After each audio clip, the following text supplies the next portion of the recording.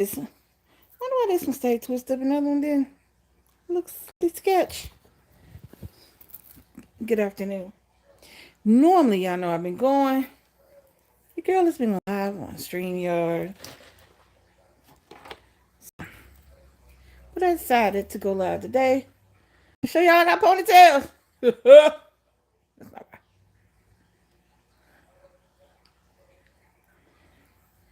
Excuse me, y'all. My lips were dry. This is all for the playback because nobody's in here right now. And eventually, I'm sure somebody will be.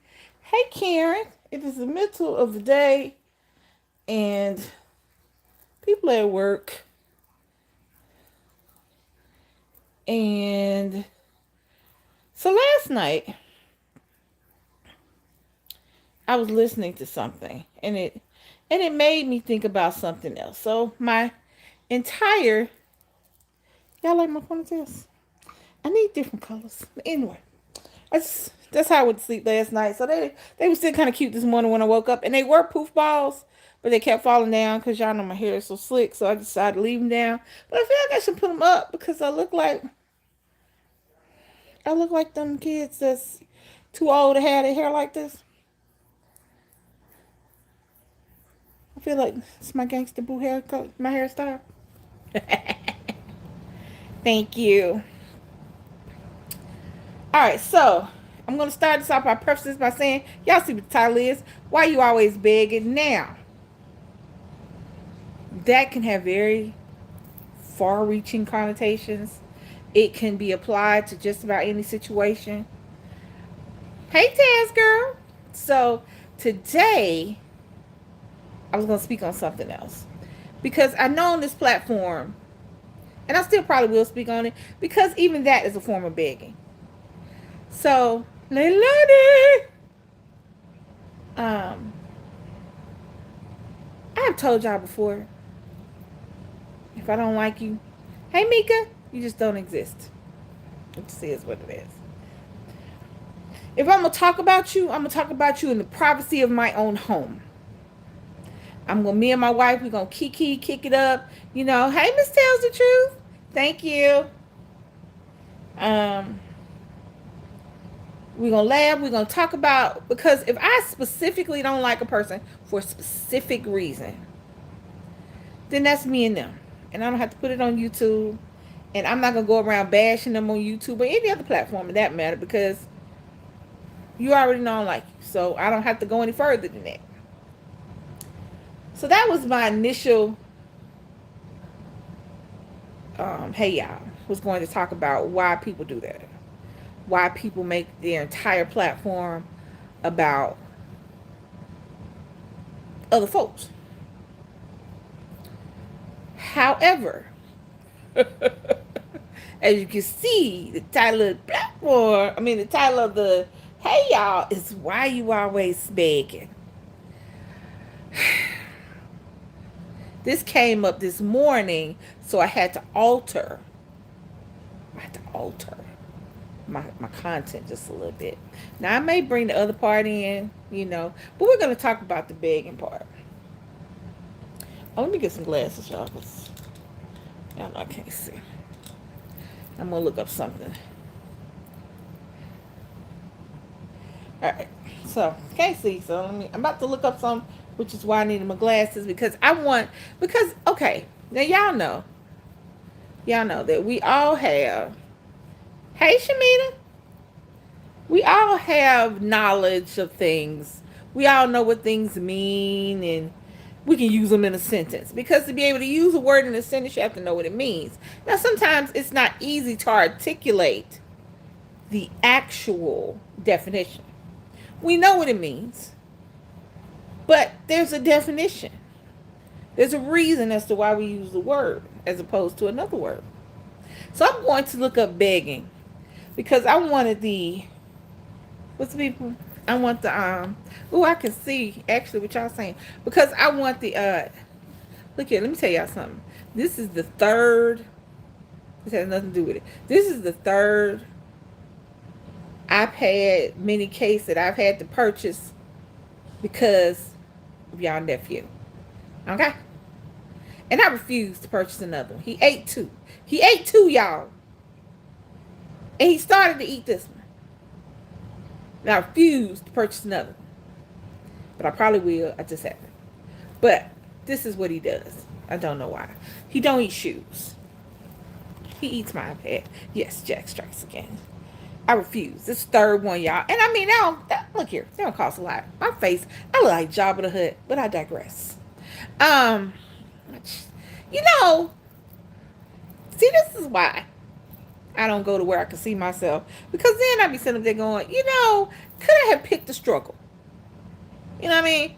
If I'm going to be fat, that's cool. Did I have to be fat and have the extra meat right there? Can I just be fat? My sister fat. She don't have the extra meat right there. You know what I'm saying? I think okay, but I digress. I get it. My good, not cheap bra. Babe, no bras are cheap. Not if you get over more than 1D in your cup. If you have more than 1D, there's no cheapness in the bra. All right, I'm about to get the actual definition of begging. That's what I'm about to do, y'all. And then we're going to go into it. Begging. Let's see. Begging. Ask someone earnestly and humbly for something. Ask for something, typically food, money, as a charity or a gift. Now, that is what the Oxford Dictionary has for begging.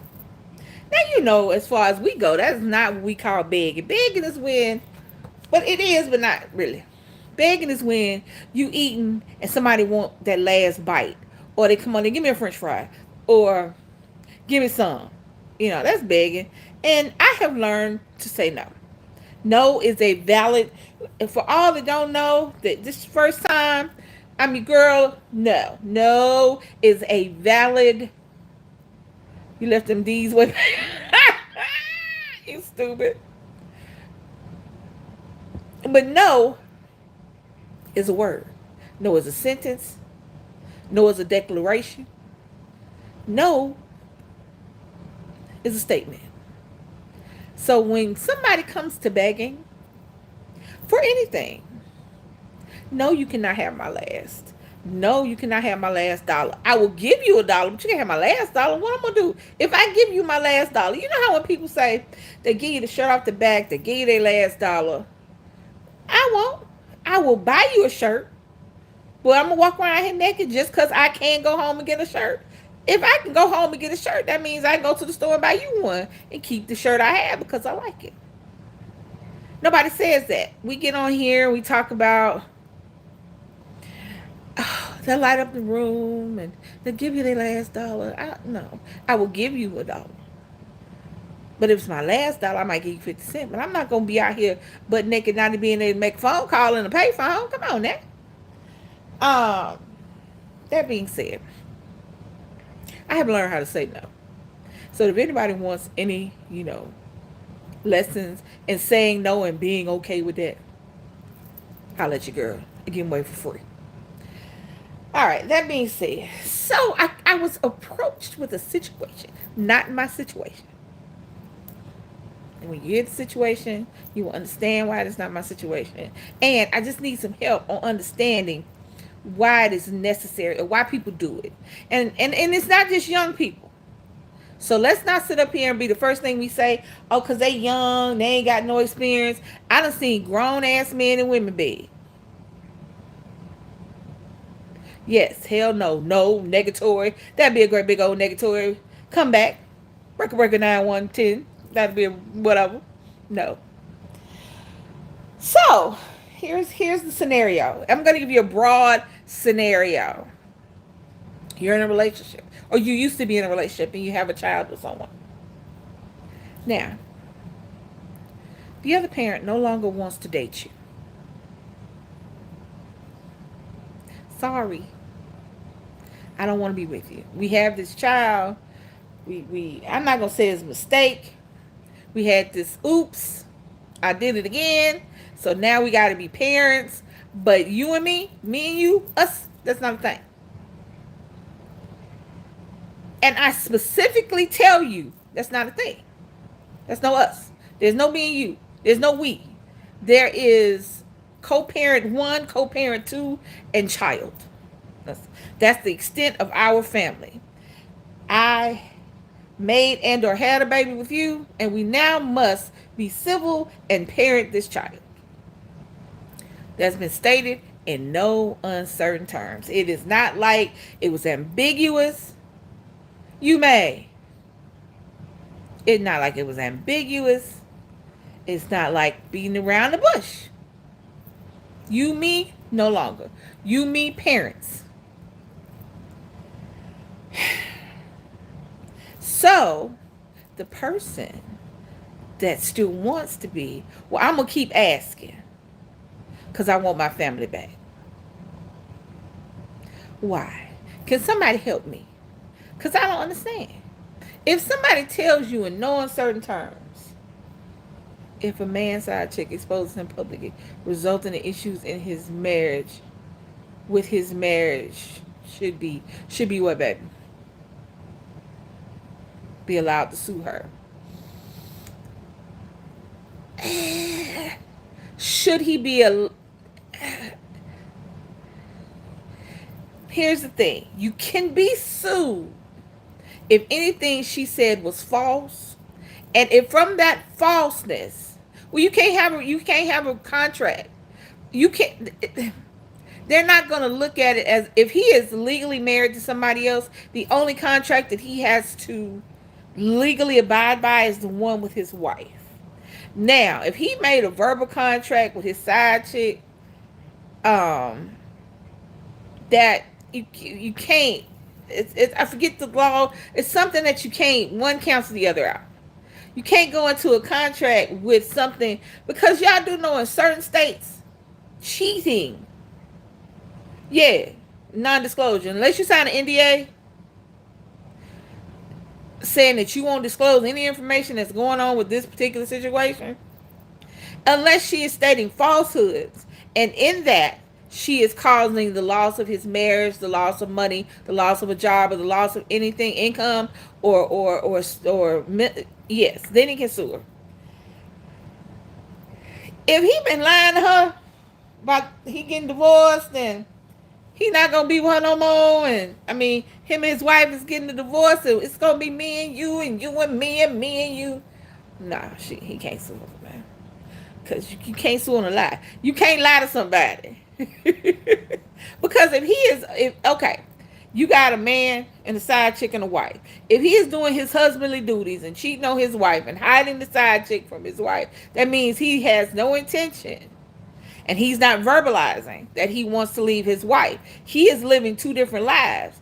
Sometimes them lives, they intersect.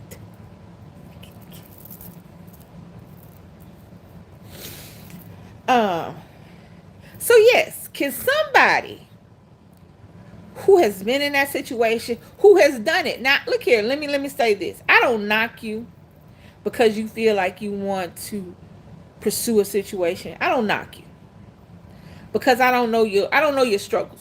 So that's why I'm asking the questions. So I don't know what brought this relationship to this point. However, if somebody tells you straight up, if somebody goes, "Hey, we're not together anymore. I don't want this. I don't want me and you. I don't want to be with you. I don't want to sleep with you. I don't want to have sex with you. I don't want to interact with you on a relationship basis other than when it has to do with our kid." And then your response is, "I'm going to keep asking because I want my family back." Why? I mean, why? I mean, because it's got to be something. It's got to break some part of you to hear the person that you got a kid with. I mean, not just a kid, but to hear somebody tell you that, you know, and your answer is, "I'm going to keep asking because I want my family back." Well,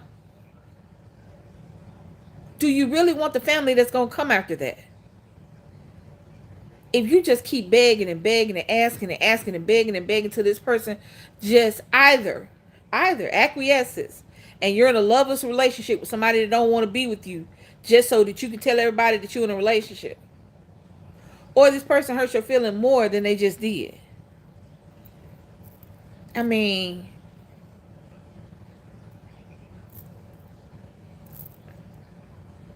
help us out, because I don't understand.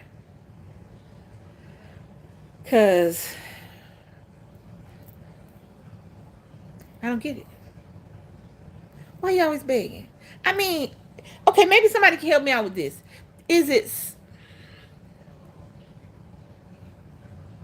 DC is not my first relationship. She's my last, but she's not my first. Or she's my last and my most successful relationship. And I have been in a situation where I was that person. Because I knew that person was in love with me. I knew that person loved me, but there was something holding them back. And I thought that if I could just be more than enough, if I could be as close to perfection as humanly possible for this person, then it would kick off whatever switch was not allowing this person to take it to the next level or openly express the way they felt. Because you can tell when somebody love you. You can tell somebody in love with you. But you can also tell when somebody is holding back and not moving the relationship to the full extent, full potential for whatever reason. You may not know that. It could have been that I was too easy because I was in love with this person. You know what I'm saying? It could have been because I was too easy and because she knew that I loved her regardless, unconditionally. That I would hang around for her to figure out another situation. So I can understand that. But once somebody tells you, and see, never in any uncertain terms did she tell me no until after she got mad. But what she did, I was done. What she did, once there were no ambiguous symbols, once there was no having to read between the lines, once there was no what you the difference between what you say and what you do, them two different things. Once there was none of that, once I knew in no uncertain terms that this is not going to be what I want it to be, because that's not what she wants, then I was done. There was no, I'm going to keep begging, I'm going to keep asking. There was none of that. I was done. I was cool. Because now I didn't have the ambiguity. I didn't have the uncertainty. I didn't have the not knowing. And in some situations, I can understand how you trick yourself into not seeing what's there. But when somebody tells you straight up and down just in your face, like I'm looking at y'all, I'm in y'all eyes right now. I'm looking, me and you. We like this. I don't want to be with you. I don't love you like that. I don't want you like that. When somebody tells you that, how can you then come back with, I'm going to keep asking because I want my family back? How does that happen? Somebody wrote something. Gotta put my glasses back on so I can see. What's a lot? There's a lot. All right, here you go. If someone don't beg because that means they don't appreciate and love you, the person you are and all that you offer. It also frees. Thank you. Yes. You must value yourself. Yes. But that's what I don't understand. I can understand if the situation is, because here's the truth of the matter, is that people will keep you on a leash. People will keep you in their pocket as a backup plan. People will keep you as a fail safe. People will keep you as a safe place to land because they know that your feelings for them will allow you to be kept. So they won't say out loud. They won't say the quiet part out loud. They won't say, I don't want you. They'll still invite you to things, still text you every now and again, still make sure you're there. but they won't commit. They won't give you the full them because they don't really want you. But they don't want to be alone, or they don't want to be without a safety net. They don't want to be without a port to call. But are you just going to keep taking? I don't know, man. I mean, once somebody has said no, I don't want you. Me and you ain't never going to be together. Some people don't want to accept no, and as soon as they see you moved on, they want to interfere. Yes, but I never understood that either. I never understood that either. Here's the thing. Me and you used to date. Me and you break up. I get with somebody else. And you mess that up.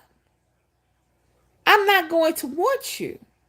Any goodwill and feelings I had towards you are gone if you interfere in my new relationship because you want to be in a relationship with me. I already told you I don't want you. Whatever we had is gone. I already said that. I already said no, nada, yet, negatory. I already said all those words. I didn't use well, I'm just going to work on me right now. We can just be friends. I didn't use none of that. There was none of that language used. The language that was used was, I don't want to be your girlfriend. I don't want you to be my girlfriend. I don't want to have a girlfriend relationship with you. And the only reason we're still chit-chatting is because we share a kid. That's it. The only reason I'm still talking to you at all is because we share a kid.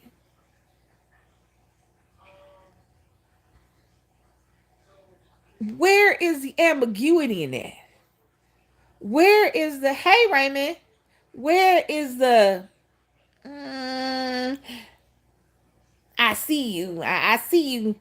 You got to squint your eyes like this to read between that line. You know what I'm saying? Because no means no. No is no. No is not maybe tomorrow. No is not, let me think about it for a minute. No is not maybe. No is none of those things. No is no. No doesn't have another. No doesn't need another descriptor. No doesn't need no and or no but. No maybe. No is no. No. Are you going to eat that? No. Somebody asked me, are you going to do it? No. You going to do it mukbang? No. You going to eat that hot stuff? Nope. And there's no coming back going, and don't come back later on and try to ask me later in another way or in another voice or with another situation, but it's still the same situation, but you just reword the situation differently. No. You ain't Satan's toe? No. Are you going to eat that hot lollipop? No. Are you going to eat something hot? No. No, I'm not. Are you going to do the no? No. And with me, if you come back begging and shit, I'm going to be like, not only no, but I'm not going to do shit for you. We're not doing anything. We're not even going to do the stuff I may want to do.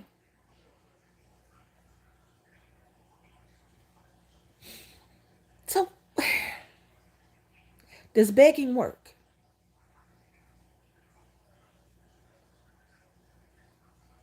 Does begging work with your kids, with your significant others, with your spouses? Hey, Simply Angie, does begging work?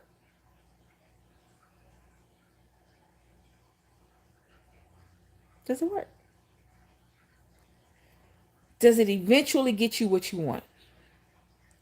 Or does it get you what you think you want? First of all, y'all, let's get off topic and talk about how gray my hair is. Do y'all see this? Do y'all see this? Do y'all see this mess?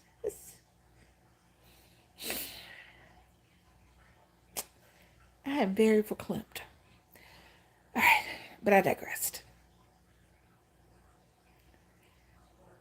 But I mean, dude, if somebody doesn't want to be with you anymore, if somebody, even if you have kids together, I know, right? I want it gone. I want it gone, but it's still here. Um, if somebody doesn't want you anymore,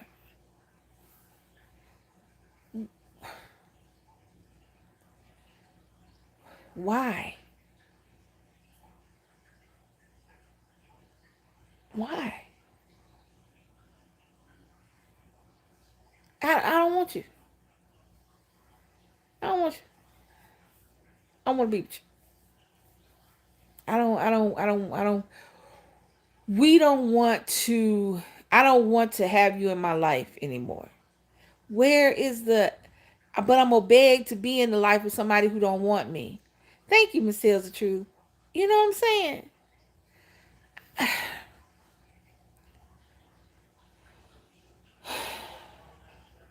I don't know, y'all. Now we're gonna get a little off topic. You begging me to give you, baby. It's a lot. Don't look like it's a lot. Got a little ponytail action going on. I can't stop swinging. I can't stop. I can't stop. I can't take it off. Y'all know what? TikTok is crazy. TikTok give you. I can't take it off. I can't take it off. Anyway, so I'm gonna flip to another subject right quick while we ponder the begging thing.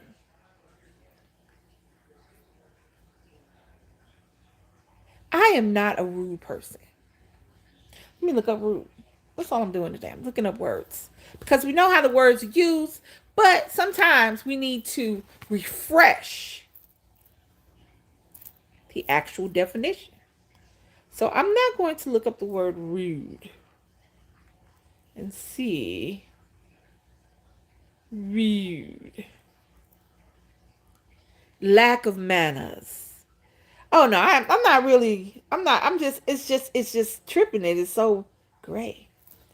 Lack of manners, discourtesy. That is what the definition is. Rudeness, roughness, simplicity. It's another name. So I'm not rude. I say please. I say thank you. Um, I excuse myself when I'm leaving the room.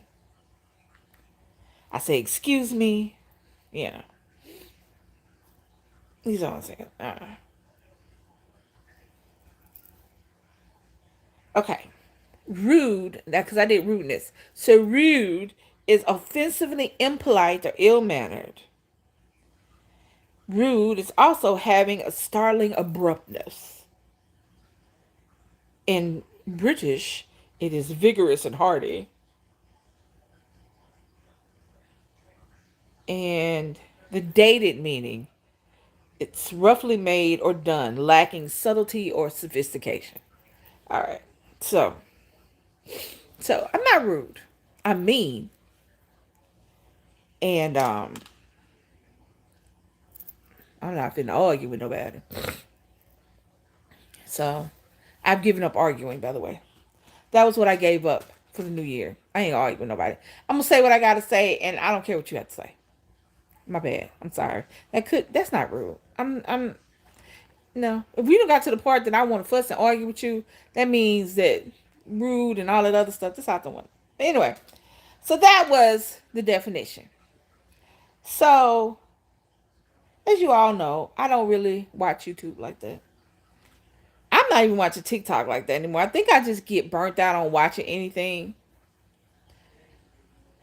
But my wife does. So I will have YouTube playing in the background, and sometimes, see, look, this one won't stay.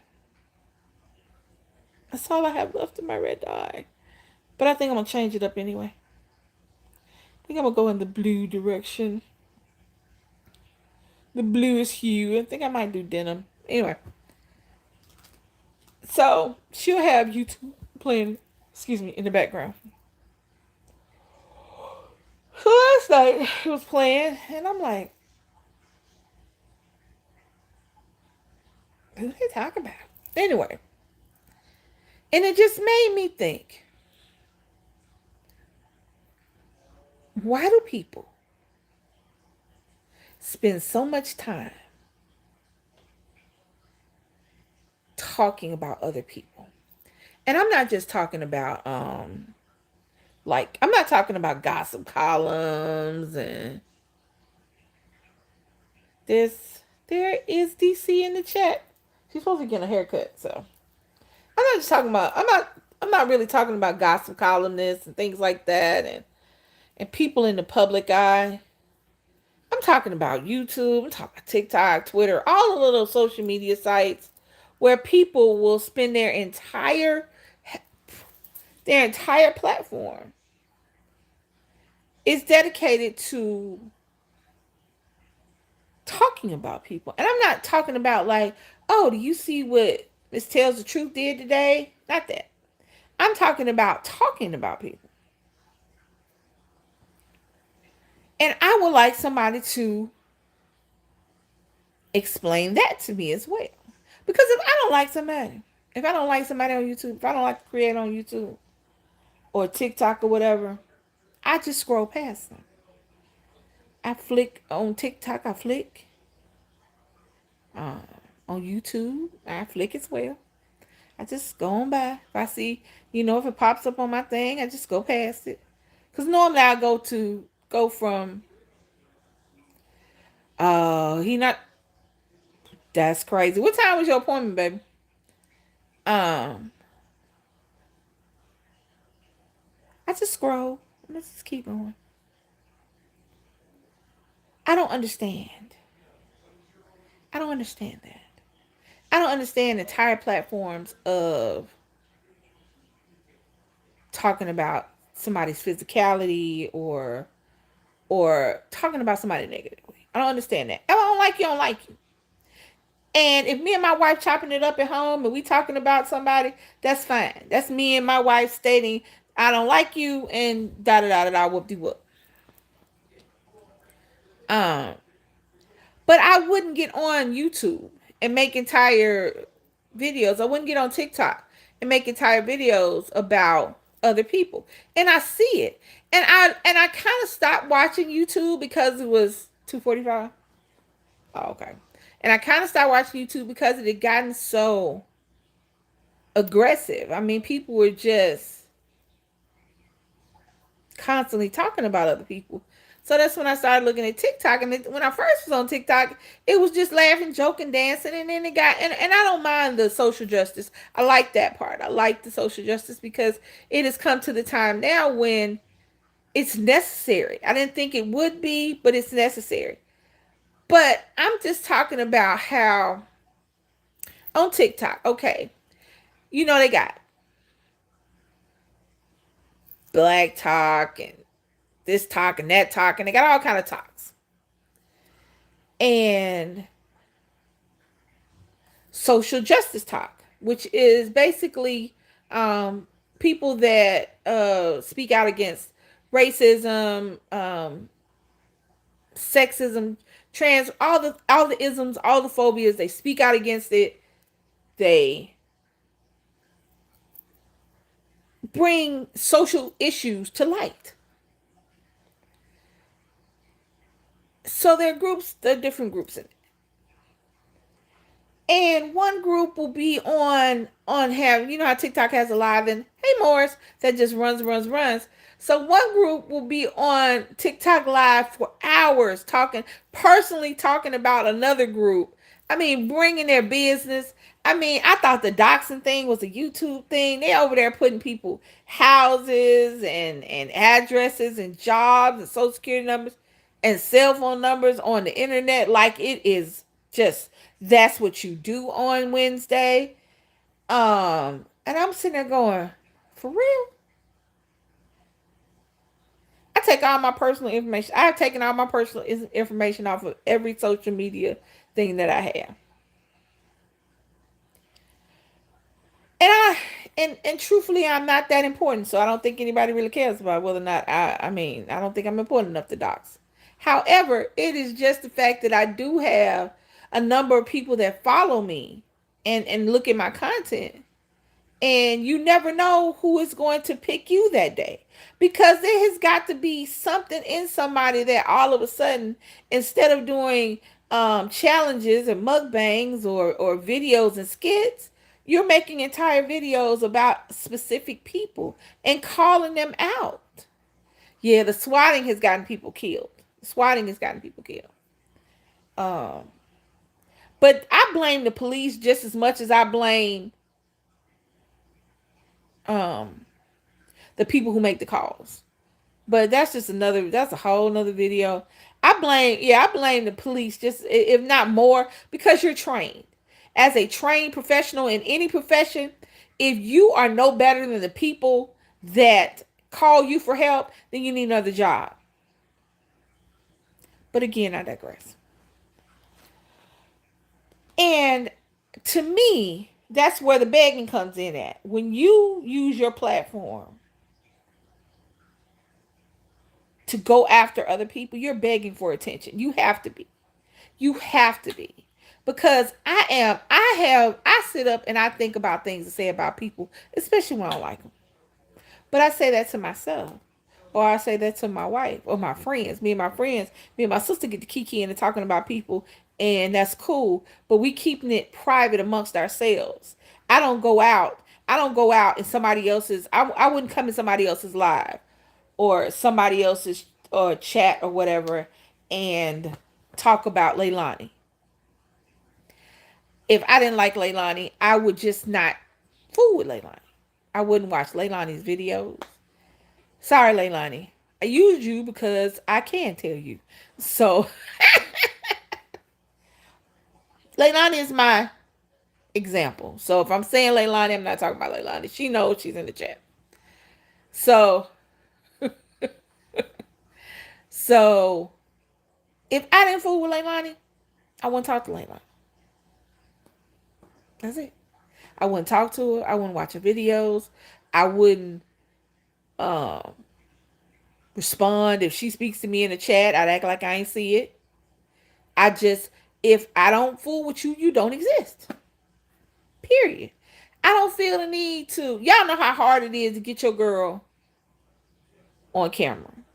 And I definitely, when I spend my camera time trying to bring somebody else down, because first of all, what I look like, I'm not perfect.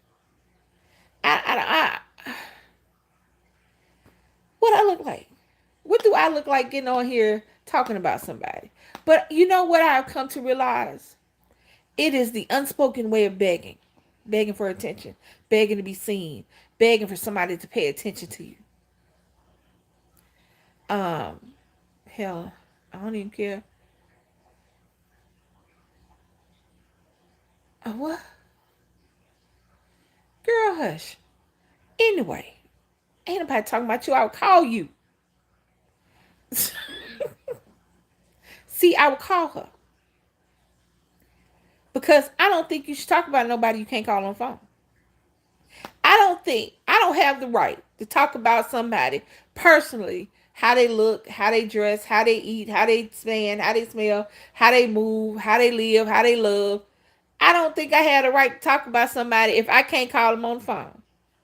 If I can't pick up my phone, go to my contacts, hit your name, and call your house, then I shouldn't be talking to you. I mean, talk about you. Because I don't know enough about you to talk about you. Because I only know what I see on YouTube or TikTok or whatever. If I don't know nothing else, then I shouldn't be talking about you. But that's just me. I don't understand that.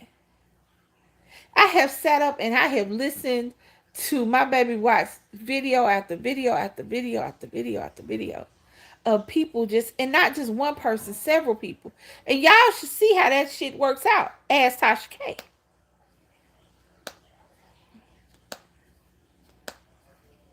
Time out, folks. Because I think what got it what really got me is yesterday I was watching an excerpt of Megan Thee Stallion's interview with Gayle King, and I watch those sometimes because what gets me is how the media uses tragedies. And even if she is famous, even if she is this, and the third, that was still tragic and traumatic. What happened to her? Because maybe she just got shot in the foot. But what if she'd have just got shot in the knee and she couldn't dance anymore and she couldn't do her videos and she couldn't do her job? What if the bullet had a ricocheted off of whatever he was shooting and went through her foot and then she got seriously injured or dead? So it ain't just I got shot in the foot. It's I got shot, period. Where you got shot is irrelevant. The fact that you got shot is the problem. But anyway, so she was on there crying and she was just distraught. And you could see she wasn't doing it for TV because there's a difference between I'm crying to get some sympathy.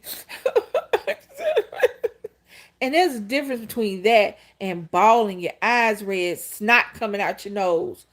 It's different. It's different. It's different. And I listened to this little girl cry, and I watched how media just kept putting up pictures after she got shot. And she was like, well, they can't get all the bullet fragments out of my foot. They're too small. So I still got them in there. And if anybody knows anything about foreign objects being in your body, that will start to hurting. And it will bother her as she gets older, even in her little foot. But that's not what I'm talking about. It's the people in the comment section. And then it is the bloggers and the the gossip videographers. I don't know what they're called. Gossip. Anyway, it's how they are tearing this little girl down.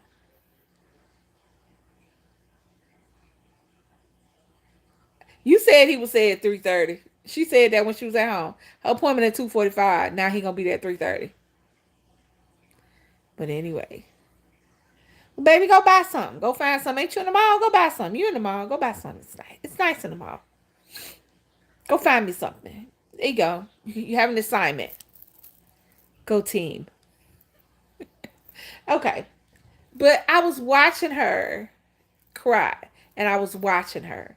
And I felt for her because it doesn't matter who he was to her. It doesn't matter who she is. You got mad. You pulled out a gun, regardless of whether or not you pulled the trigger you meant to shoot. And I hate when people say that. I didn't mean that to happen. I didn't think that was going to happen.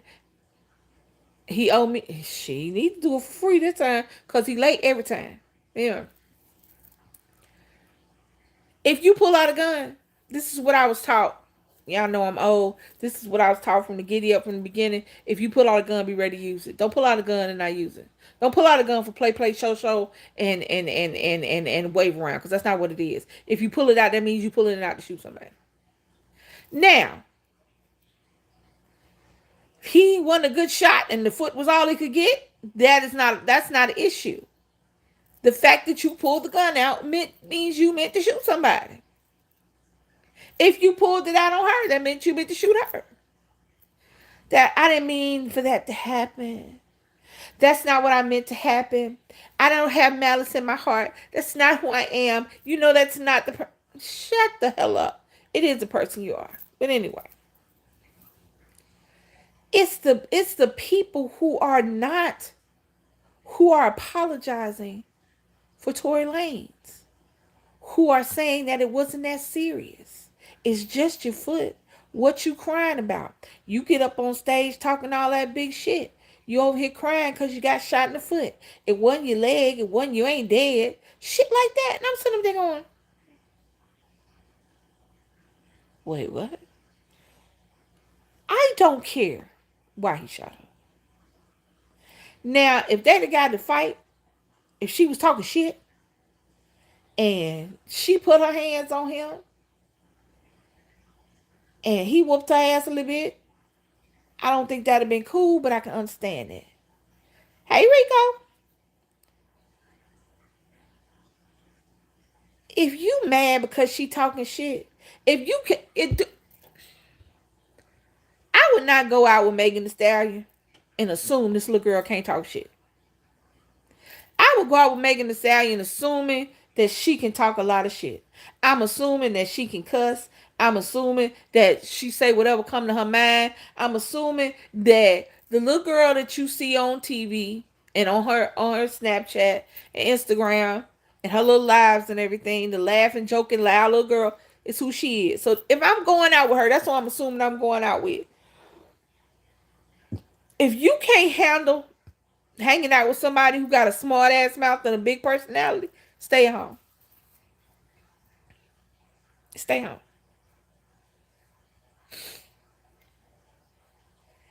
I don't know the intricacies as to why bullets went into Megan's foot. I'm not even talking about that. All I'm saying is the lack of empathy for this little girl and the people that are using this tragedy and other tragedies to make themselves look better or to bolster their channel or whatever is ridiculous. That's ridiculous. If somebody shot my son in the foot, I'm not going to sit up there and say, oh, well, at least it was just his foot. The hell? And then y'all sitting up here talking about, well, she did this and he did. Did she shoot at him? Did she shoot at him? Hey, T, did she shoot at him? Now, was this a shootout? And she missed and he just got a foot. Was them two no shooting ass people that shouldn't have been shooting nothing because clearly can't neither one of them shoot because one other person didn't get shot and the other person got shot in the foot? Was that what this was? Was they shooting at each other? Was this the OK Corral? If this was not the OK Corral, if she was not shooting at him and he just shot at her, then no. No. No, sir.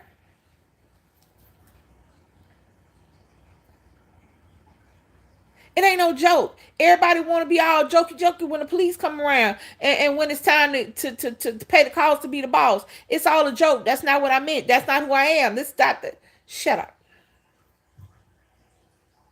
Shut up.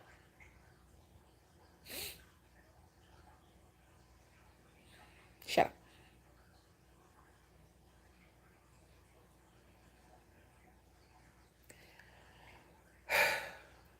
Baby. I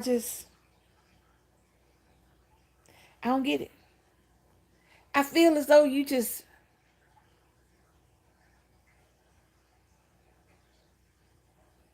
taking time out your life for something that ain't necessary. Y'all see how this keep just going away? Y'all see how this one still swirl up? And how this one just eyes twisted and it just, I don't know what that is. That might be gravity. But again, I digress. Begging for attention. Begging for somebody to look at you. Begging for somebody to want to be with you. Begging for somebody to talk to you. I wish the hell I might. And to some extent, when you have, when you're on social media, I guess to some extent, that's what we all do.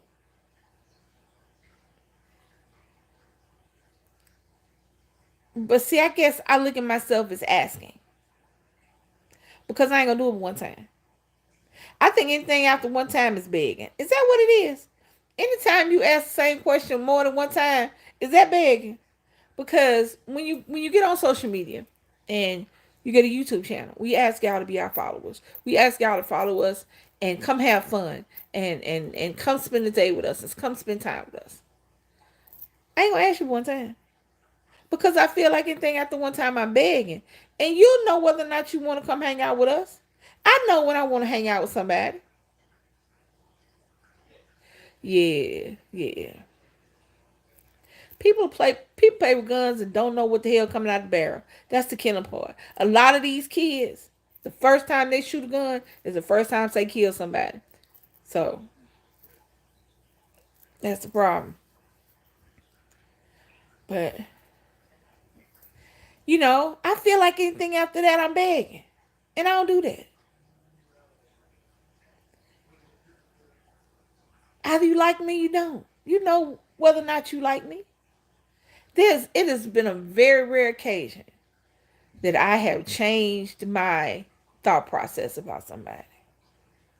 That I went from disliking somebody to liking them off of the initial first impression. I'm not talking about somebody do something to piss me off and then I don't want to be bothered with you no more. I ain't talking about that. I'm talking about off my initial first impression, my initial ask. There's been maybe one. I don't want to say never because I don't remember. But it is so rare that I don't remember whether or not I've ever changed my opinion about somebody off of my first impression. Do y'all know my shirt is on backwards? Y'all can't see it. But I don't like anything around my neck. Really, I don't. I would wear V-neck t-shirts or shirts or scoop necks for everything, even in the middle of winter. Just, I don't care. I can wear a jacket. That's what a jacket is for. I don't really like anything around my neck. And I just happened to look down, but I digress. That's why I kept playing with it because it was too close to my neck. Okay. Uh, but I feel like once y'all hear me talk, either you gonna want to hear me talk again or you not. And I'm cool with either answer. I'm cool with either way. I'm not gonna follow behind you trying to change your mind about me. Because I am an acquired taste. Because I'm just not straight vanilla ice cream. I'm just not that flavor that anybody can eat and digest quickly. I am an acquired. I am a ooh. I'm not a oh okay. I'm a ooh. And if you ooh, some people don't want to go ooh. And I'm cool with that. Because there are some people that I don't want to acquire. And I hope they're all right with that. I don't wish them any ill will. I don't wish them any harm. I just don't fool with you like that. You just don't float my boat. You don't make me laugh. I don't find you funny. I don't like the way you go about stuff. I don't like the way you talk to people. A lot of my stuff, and I'm going to tell y'all the truth, a lot of my stuff is how somebody talks to other people. I don't like the way you talk to kids. I don't like the way you talk to your girl or your boyfriend. I don't like the way you talk to a server or a cashier. A lot of that has how you interact with other people. Because if somebody wants to be your friend or somebody wants to hang out with you or somebody wants to be up under you for whatever reason, they're going to show you their representative. Don't look at that. Look at how they interact with other people when they're around you. Look at how they interact with other people on this app. Look at how they talk about somebody else. Please don't think you're special enough to not for that not to happen to you should they feel like they don't like you anymore. You see what I'm saying? That's my thing. If you talk about her and him, you'll talk about me. So to avoid that, I stay away. I give you your space. I give you your 50 feet. And I go on by my business. I won't attack you on my channel. I won't make a video about you. I definitely won't. I'm definitely never going to say your name. Just not. But I know I'm an acquired taste. And I'm cool with people not acquiring that taste. I know I'm not for everybody. And I hate that people think they do have to be for everybody. I think that's where begging also comes into play. Because they want to be liked and they want to be held to a higher standard by everyone. But see, that doesn't make any sense. If you don't like me, that's cool. If you don't want to fool with me, that's cool. If you don't like that I'm fat, that's cool. If you don't like that my hair is gray, that's cool. If you don't like the sum total of me or just two or three little parts, all of that is cool. Just don't fool with me. And I won't fool with you. Anybody who will talk about somebody else will talk about you. Make no mistake about it, y'all. That home girl that y'all keep giving a pass because y'all keep saying that's just who she are because she talk about everybody. She talk about you to folks that don't talk to you. Because you're right. That's just who she is.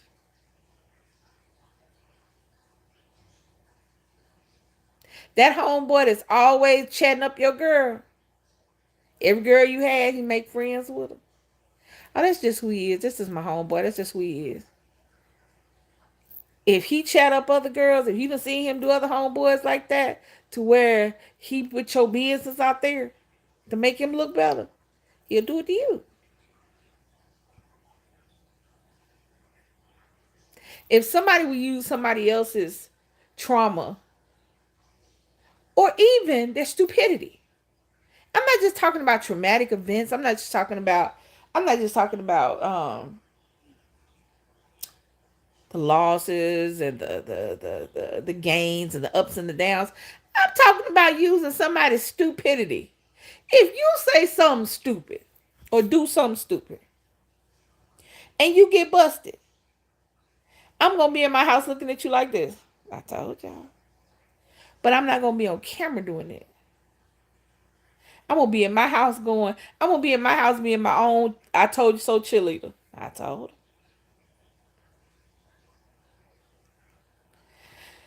I'm not gonna get on YouTube and make a video. Did y'all see what so and so did? I've been telling everybody that that's who they are and that's what they're gonna do. But look, they found. Why would I do that? That don't make me look any better. That just makes me look like if I talk about you, I talk about you too. And I think that's what it is. I think that we get to that point to where we don't realize that people will start seeing that. If you continuously use other people to make yourself feel better, then the people that you like will start looking at you sideways because then they'll start wondering, well, if you'll do it to them, that means you could do it to me too. It's a double-edged sword. And a lot of times you get cut right along with them. You don't know it because nobody's going to come at you as a true person. Because if you're the kind of person that's going to tell my business, if you're the kind of person that's going to publicize my faults and flaws as a way for you to get attention, then I'm not ever going to tell you anything real. I'm not ever going to be that real one with you because I don't believe you can be that real. Because you have used what I publicly put out against me.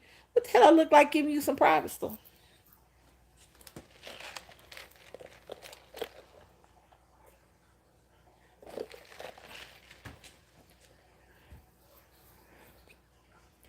And I think that just severely works against you.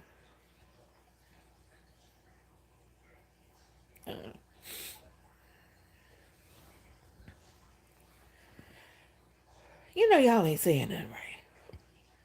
I be trying to feed off y'all. That's how I go. I don't know. Somebody tell me, okay, do you like watching videos like that? Like Tasha K and things like that? Not necessarily all the way to her an extent, but sort of like that. People that, do you like the videos where people are calling out people?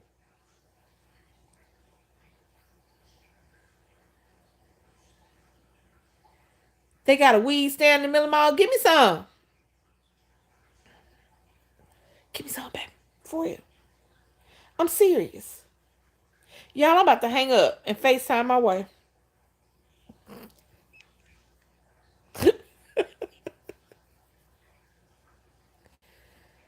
Oh, what is that? This side of my head just do what it want to do. Just gonna let it go. I'm gonna unfold this one.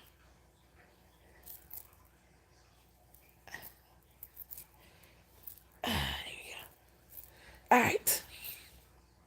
Oh, now it look crazy. Hold on, yeah. I think this one have more hair in it. That's what. Okay, back to what I was saying.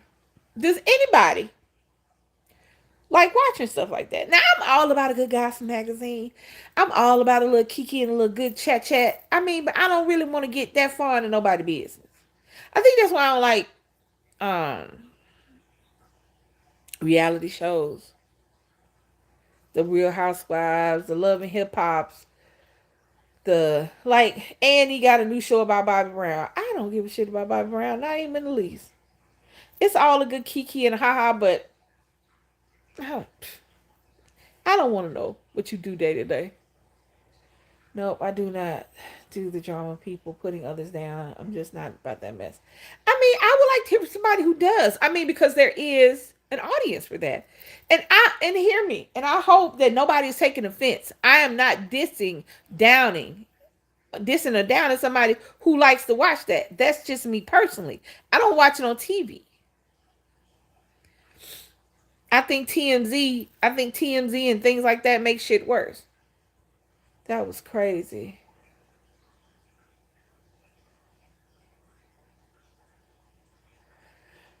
Yeah, but YouTube does it all the time.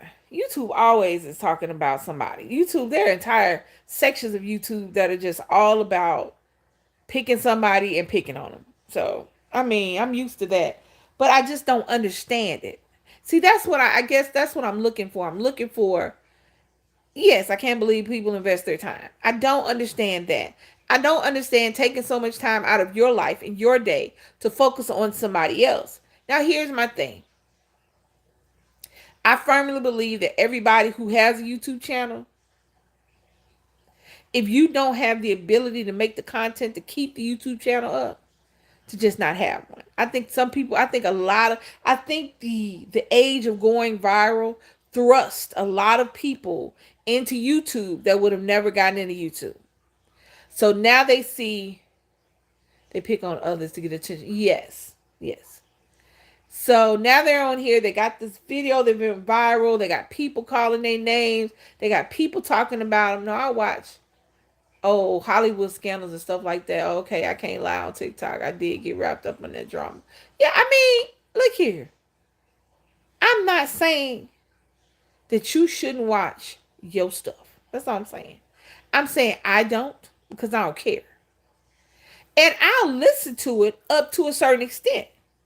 That's I told you she was listening to something last night and it was all funny and I was listening. And the first couple times I was like, oh, that's funny. But in the back of my head I was going, but why are you talking about folks like that? But okay, I'm cool. But I don't even care for the person they were talking about. And even I was a little like taken aback, like, really? Do we need to do all that? Well, and that's what got me to thinking. Um, I'm not cool with that.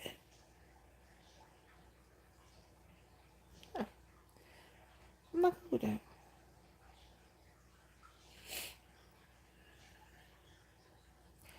And I don't get it. Because I'm gonna tell you something. You never know what people are going through. When people make these videos on TikTok and YouTube, they are showing you what they want you to see. They are showing. Now, it may not be good. It may be bad or it may be stupid. It may be have you going, what the hell? And they may get caught up in some bullshit later on. But the reality is, when we make these videos, we're putting content out there for y'all to see. And we try to, and I know DC and I try to put the content out there that I don't worry about it. I don't worry about how it ages. I don't worry about it coming back to bite me in my ass. Because the internet is forever. Anybody that tell y'all the internet is forever. Um, so even if you put some stupid stuff out there, even if you,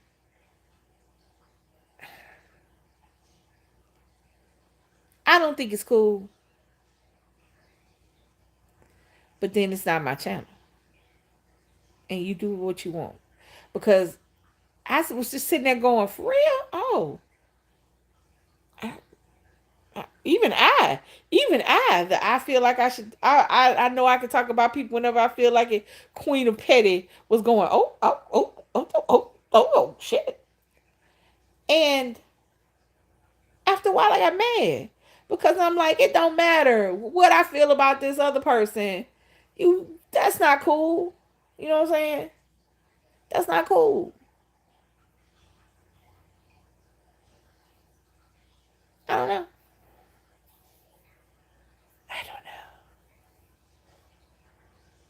Let me tell y'all something. Nobody knows. Even if you tell somebody something, nobody knows what's going on in your heart. Nobody knows what you're going through. Nobody knows what makes you do the things that you do. And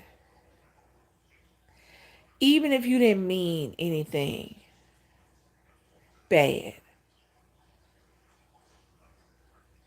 even if you think you're helping, the reality is you have to deal with the fallout from picking on people. That's not cool. Picking on people and I don't know, y'all. I don't know. I don't know. But y'all know that is YouTube's bread and butter. It's not gonna stop. Just because I don't know nothing about it don't mean nothing. It's not gonna stop. And I don't think I'm gonna be the one to stop it. It just made me think, you know, that wasn't cool. But and then when we got to the begging, and then when I was like, then baby was like, excuse me. The baby was like, "Oh, you gonna talk about the begging?" And I was like, "No, okay, I can talk about the begging," because I think that kind of plays into what I was saying about the begging.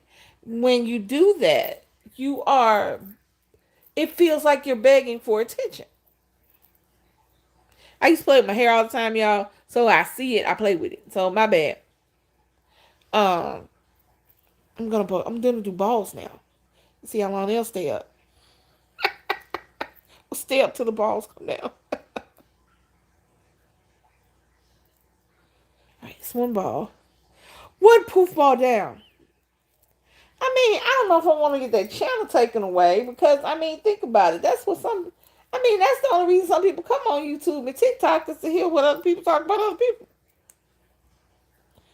I mean, come on, man. A lot of them. That's the only reason they. That's a raggedy ball, but okay. Um, I don't necessarily don't want to get their channel taken, but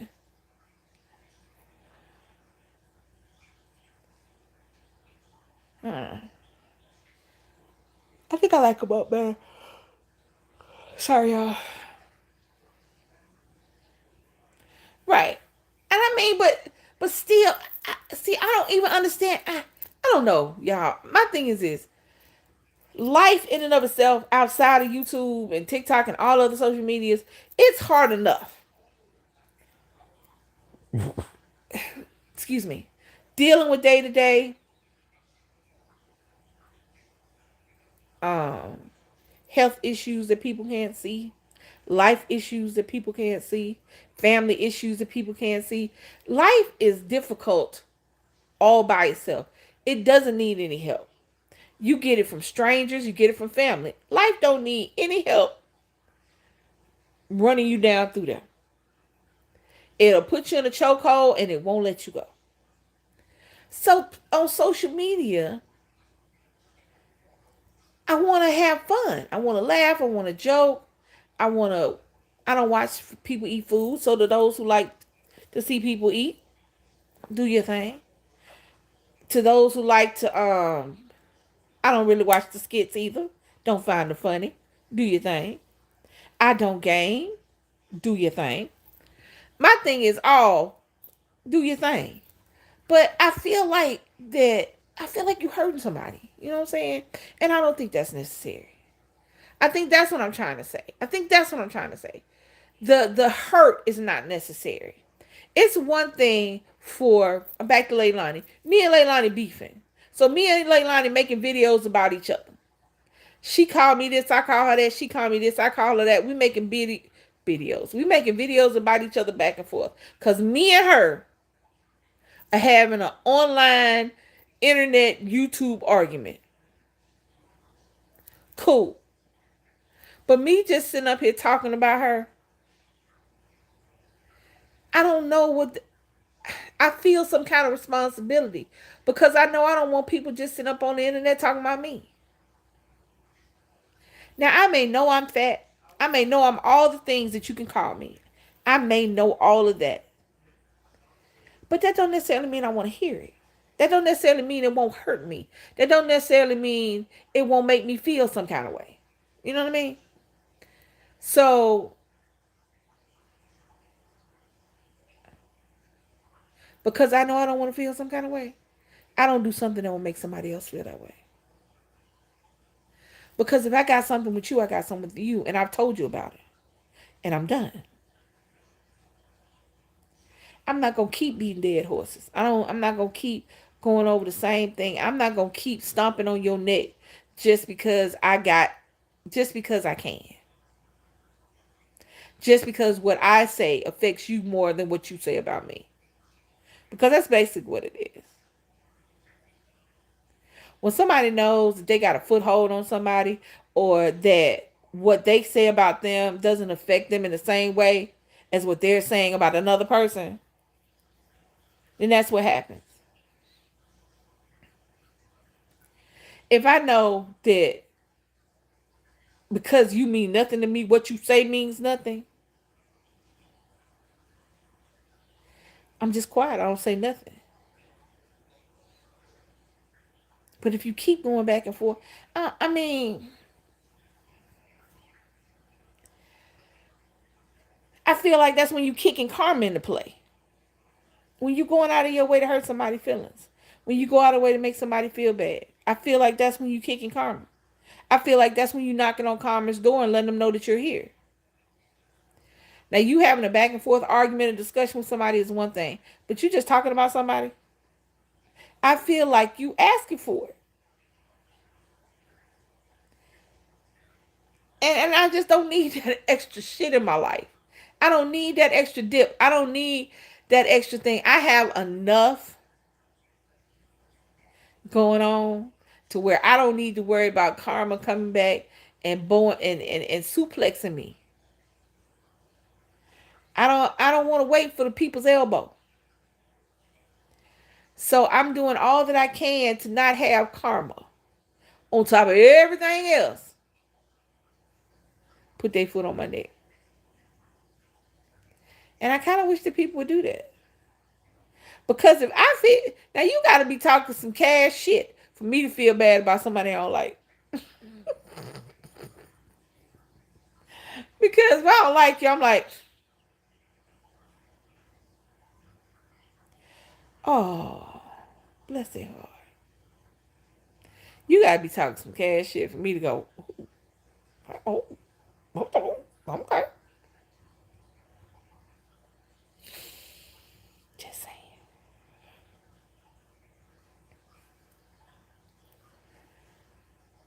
But, hey, this is just a video for today. No telling what'll happen tomorrow. Do y'all know it is almost May?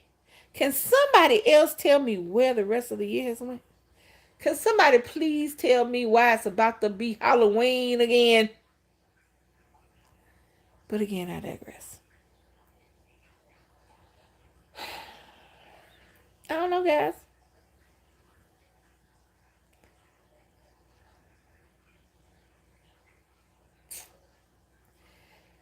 And that ties into, I don't know if most people hear from earlier, because Why You Always Begging thing came about, something that I heard. And I don't know. And I think that all goes into, I can tie that back into the title. To, I just can't, I'm sorry, y'all. I can't beg nobody for nothing. No, don't jump all the way to Halloween. That's the girl's baby. Baby, it is about to be May. It's about to be May.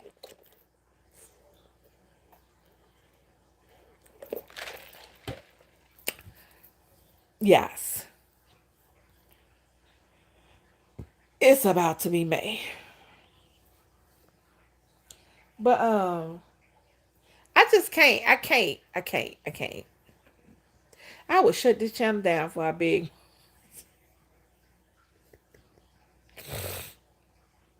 Cause when you beg somebody to do something and somebody be like, all right, I just don't think it's sincere. I don't think that it is a sincere gesture. I don't think you like me or want to deal with me. I don't really think you want to deal with me if I gotta beg somebody for something. If I gotta beg for your time, if I gotta beg for your attention, if I gotta beg you to watch my videos, if I gotta beg you to talk to me, if I gotta beg you to call me, if I gotta beg you to acknowledge me, I don't think that anything that happens after my begging is real. People say we beg for this, beg for people to watch our videos, and then they don't watch them, or they watch them and thumbs down because we beg. You know what I'm saying? I don't think that anything after you beg somebody to do something and then you force them to say, "Oh, okay." I don't think anything that comes after that is real, and that is especially in a relationship. If I don't want to be your girlfriend no more, be cool with that. You have dodged the bullet because I am a lot. Be happy that I saved you. Don't beg to come back to jail.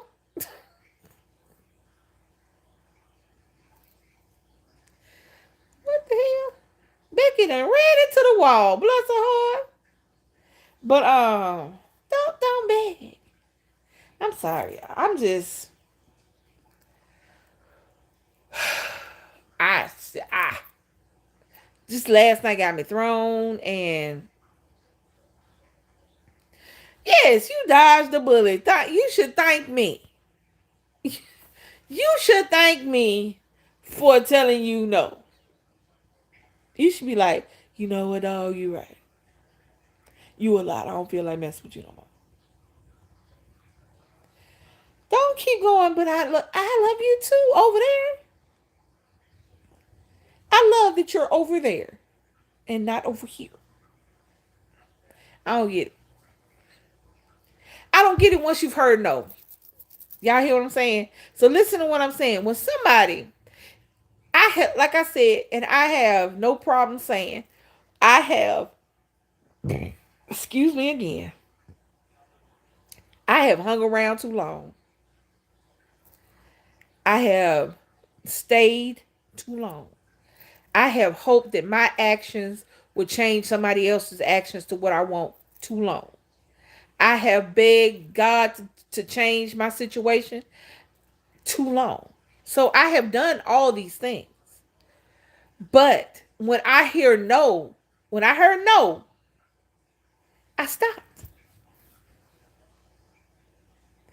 When I hear no, I don't want you. No, we're not in a relationship. No, we'll never be in one. No, I don't want to be bothered with you. No, I don't want to be around you. No, no, no. When I hear no, when there's no ambiguity, when there's no wishy-washy, weeble-wobble fence sitting on, and I hear a definite no, then I know that I'm done. So, but why do you go after that? Why when somebody tells you no, you go after? Well, I'm going to keep asking. You know, never expires. There's no expiration date on no. If I told you no today, it will still be no 365 days from today. And for all those that say, well, sometimes persistence wears them down. Do you really want to wear somebody down? Do you really want to wear your wife or your husband down? Do you really want to wear down your girlfriend or your boyfriend? Do you really want to make them be yours? Do you really want to make the situation to where they don't want to be there, they have to be there? Is that the ideal situation? Is that what you want?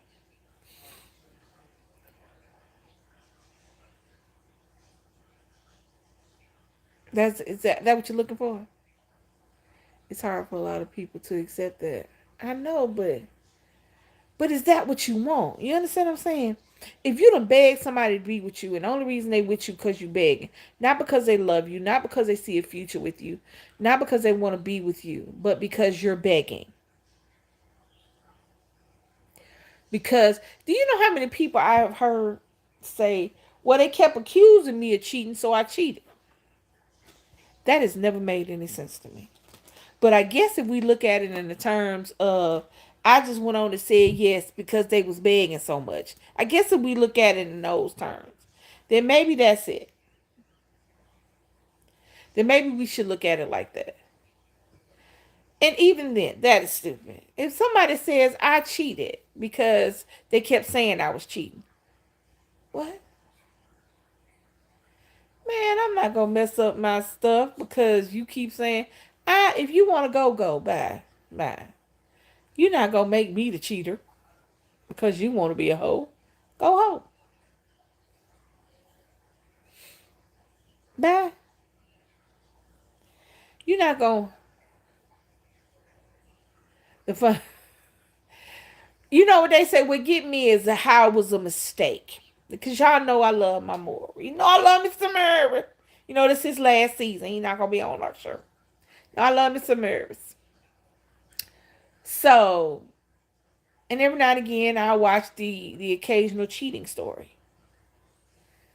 But on every show, on every channel that has some kind of cheating attached to it, catfish, cheaters, Maury, Steve Wilkos, Jerry Springer. Each and every time I hear people talking about you gonna make me cheat, yeah. Each and every time I hear somebody say, each and every time I used to hear Maury say, well, she made a mistake. That was not a mistake. Yeah, he said this was his last year of new shows. It was a new show on last year. Uh, that blows me.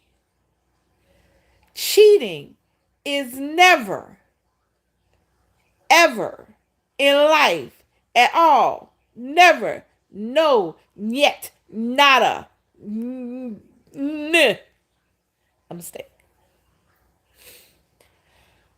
Because from the first time you talk to somebody other than your spouse or your significant other to the time that you get up and wipe yourself off, you had a choice. You saw a big booty, you didn't have to say nothing to it. But you chose to engage. You chose to exchange numbers. You chose to talk, text. You chose to make the date. You chose to get dressed, get in your car, go to the date. You chose to get naked. You chose to get between the legs or under the legs or behind the legs or be the legs. At any moment, you could have taken your significant other into consideration and said, I'm not going to do this. You had the choice. Cheating will always be a choice. You chose to do each and every aspect of cheating up to the cheating and then the lying before and after. So it is never a mistake. It is never a mistake. And ladies, hear me. Hear me. And please, if you take one thing away, my young ladies, my childbearing year ladies, because I was 37 when I had Nick, so, just getting a little older. But to my ladies, hear me. Cheating on your spouse or your boyfriend or your significant other, cheating on that person. You're cheating and they're cheating. It's never the same if you become pregnant. It's not the same, ladies. It's not the same. And I wish it was. And I wish this particular aspect of life was more equal, but it's not. It's just not. It's just not, babies. And here's why. Yes, he can get the other person pregnant. He sure can. But that baby don't have to come to you. That baby, he don't have to see that baby. You don't have to see that baby. You don't have to be up under that baby. You don't have to change that baby's diapers. You don't have to buy nothing for that baby. You don't have to stay with this man after he done knocked this person up. If you know about it. But you cheat on your man and you get pregnant. And you sitting up there not sure about what's going on. and he know you cheated, that child is going to suffer. You cannot tit for tat a man when it comes to cheating. Because you and the offspring you might produce are the ones that are going to hurt for that. So my babies, don't tit for tat with your man about cheating. If he cheating and you ain't cool with that, leave his ass. Because he don't want you anyway. And for everybody who's getting in the chat talking about, well, it was just, he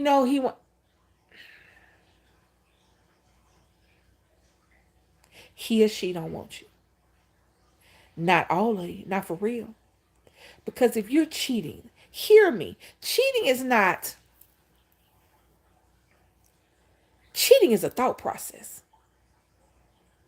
That's a thought process. I'm out. I see beautiful women all the time. As a bartender, I used to see beautiful men and women come in my bar all the time. Never one time did it cross my mind, because I love my wife. I'm in love with my wife. I don't want anybody but my wife. I'm old and I'm good. I have a good relationship. I have a great relationship. I have somebody who, I have a ride or die. I have a real ride or die.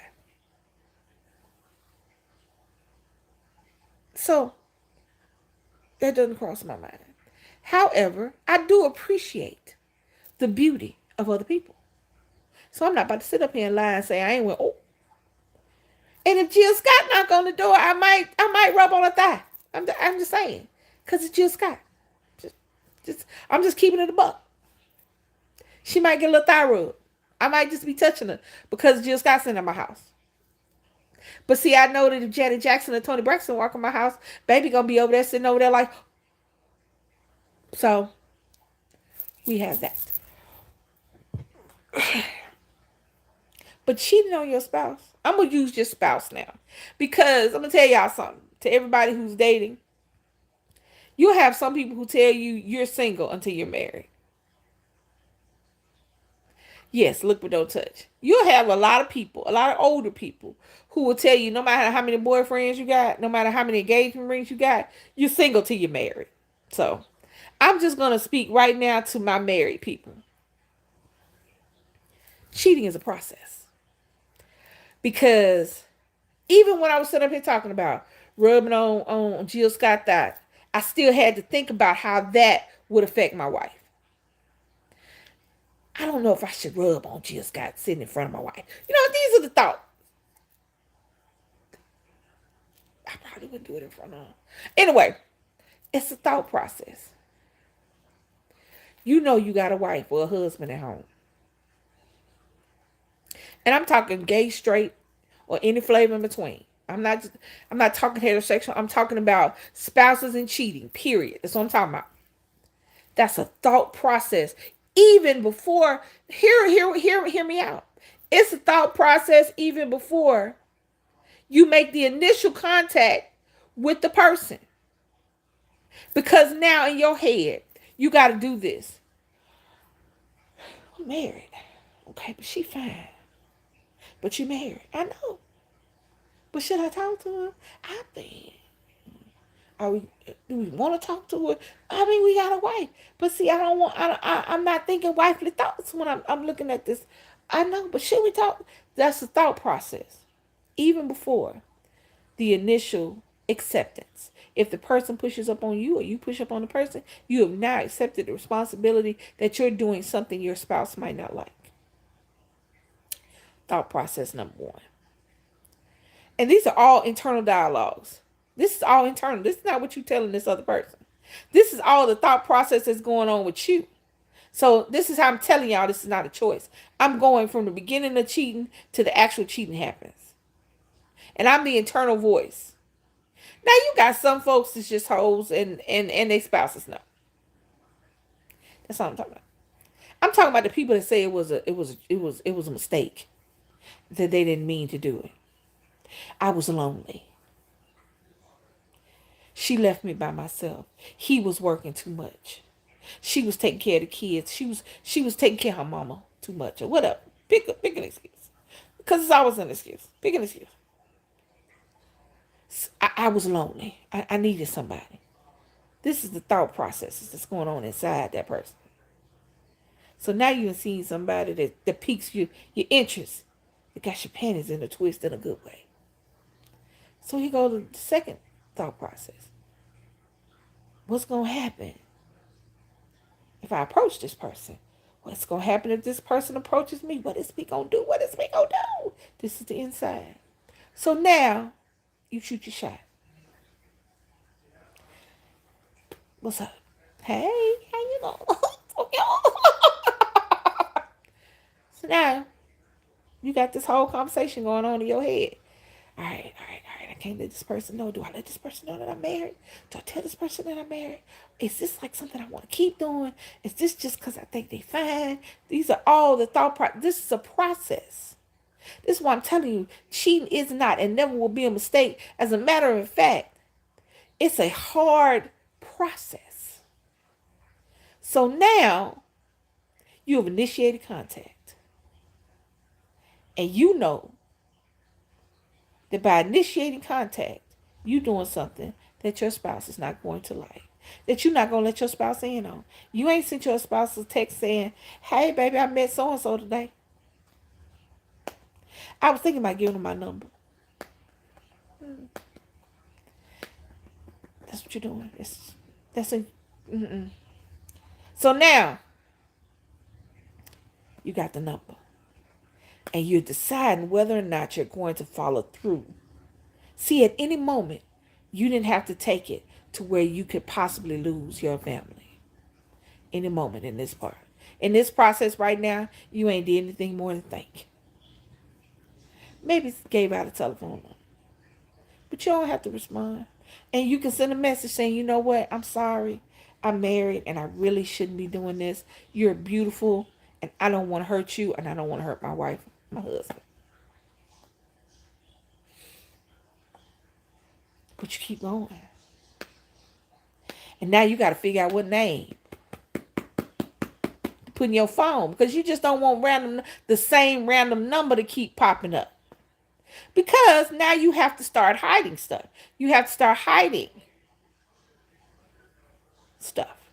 You got to start hiding the phone calls. You got to start hiding the text messages because they will come in. Because if you haven't told this other person you're single, this person's going to treat you as though you're single. They're going to call you when they feel like it. They're going to text you when they feel like it. So now you have to figure out a way, if you only have one phone, to make sure that your spouse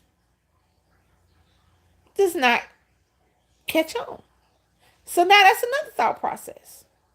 So now y'all are chit-chatting, chopping it up. You haven't really gotten sexual yet. You're just talking.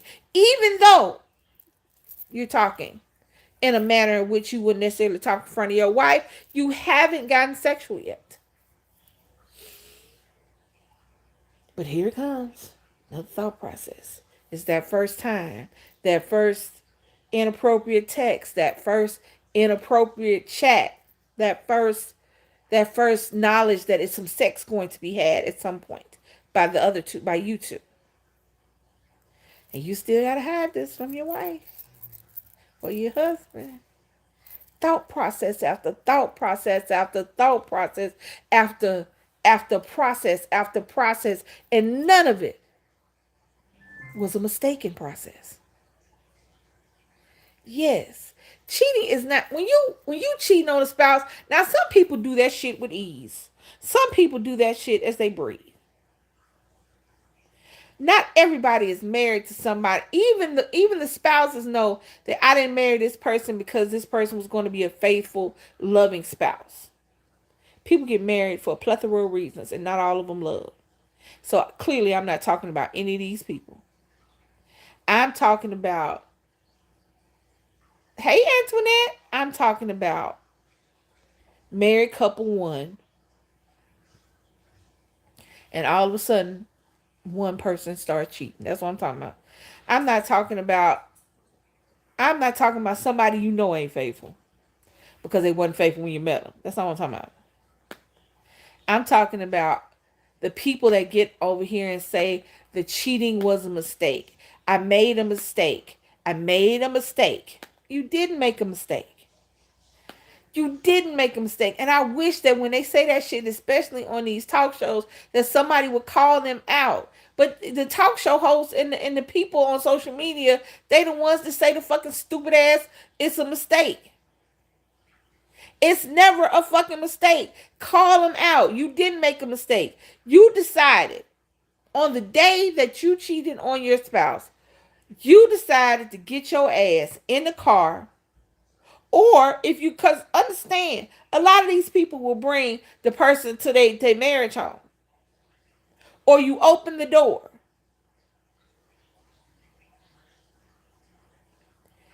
You decided. It's never a mistake. You know what the mistake is? The mistake is in the spouse ignoring the signs. And even that's not a mistake. That's also a choice. Because understand, very little cheating goes on without the other person feeling something. And y'all know I'm telling the truth. And y'all know I'm telling the truth. Even if you don't know, even if you are not 100% certain that this person is doing something, you feel something.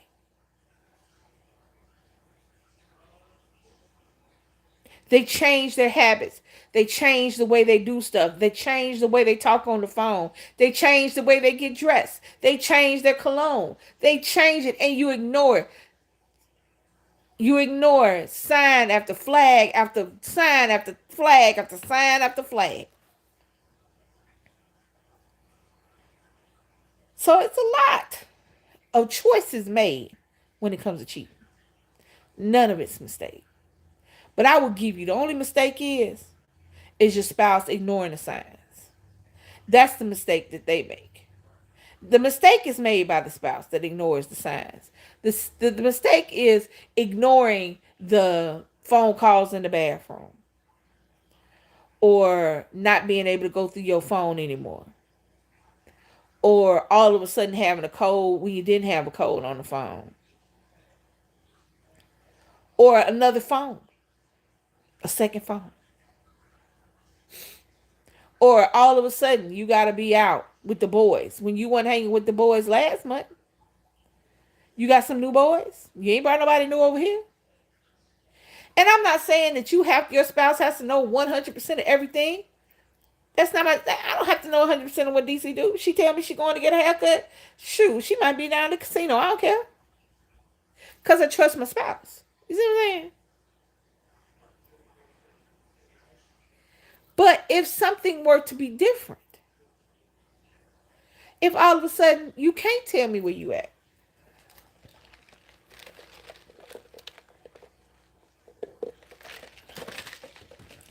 if all of a sudden I don't know where you're going, if all of a sudden you make excuses after excuses and I'm just sitting up there going, oh, well, it must be something at work. Oh, well, I wonder what I did. No. The only choice you make is ignoring the signs. Now, back to the cheater. Back to the cheater who, when they get caught or whatever, is going to scream how they made a mistake. I made a mistake. It was a mistake. I didn't mean to do it. You're lying. You're lying. You meant to do it. You meant to do it, and you meant to do it, and you meant to do it. So, ladies and gentlemen, I'm not saying leave your cheating spouse. That's not what I'm saying. But what I'm saying is this. It's never a mistake.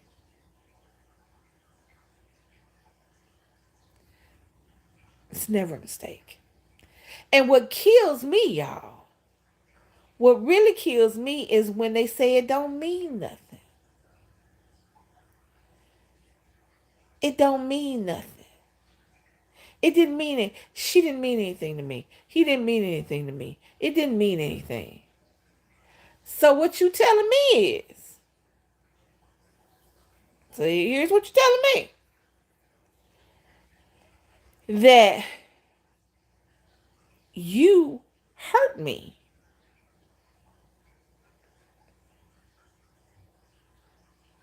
Ignored our vows. slept with somebody else, had sex with somebody else,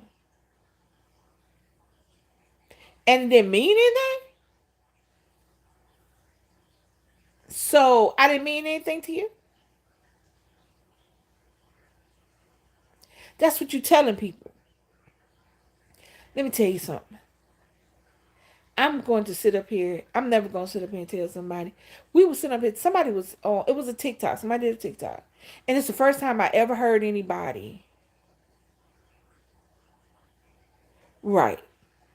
So you didn't. So she didn't mean anything. So that meant I didn't mean nothing either. That's basically what you're telling, by the way.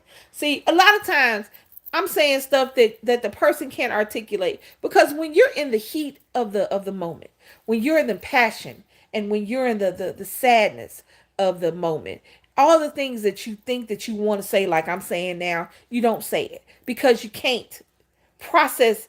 You you always it's a thousand million things going up here and doesn't even make sense to you.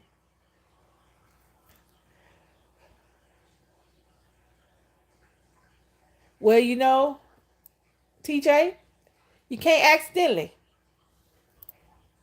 but you can on purpose.